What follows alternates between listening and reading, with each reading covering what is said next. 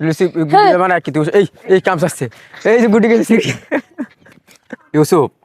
এটা কি বানাইতেছ তেলেঙ্গা তেলেঙ্গা কি গুড্ডি গুড্ডি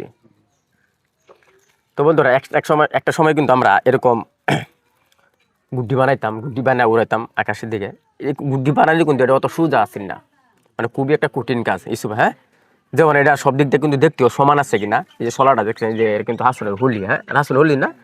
এটা যদি এক কান্দে মোটা আর কান্দে চিকন হয়ে যায় তে কিন্তু গুড্ডি উড়ে না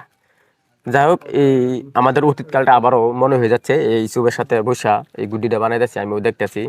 তো দেখি এই গুড্ডিটা উড়ে কিনা হ্যাঁ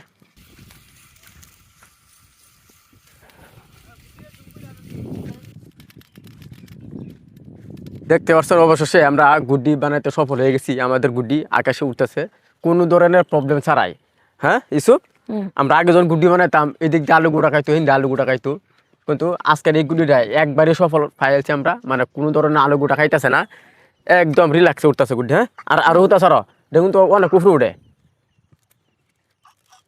একটা সময় গেছেন আমাদেরও এর মতো থাকতে অনেক বেশি গুড্ডি উড়াইতাম তবে আমরা গুড্ডি উঠতো না এটা দুঃখের বিষয় উড়াতে পারতাম না কিন্তু এখন কিন্তু গুড্ডি বানাইলে উড়ে হ্যাঁ কত উপরে গেছে গুড্ডি তো দেখতে আসি না লুসি গুড্ডি বানায় কি তুই এই কাম আসছে এই যে গুড্ডি গেছে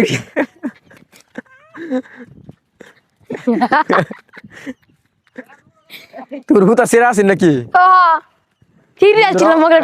বড় একটা রিক্স হয়ে গেছিল আমরা একটা ফারাক গেল হুতা যা সিরা আমরা কেউ জানতাম না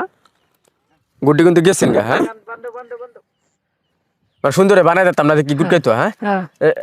তোমার কি ধারণা এটা তুমি অনেক সুন্দরে বানাইছো এই কারণে উঠতেছে আর তুমি না উঠতো আমার দুঃখের বিষয় হইতো হ্যাঁ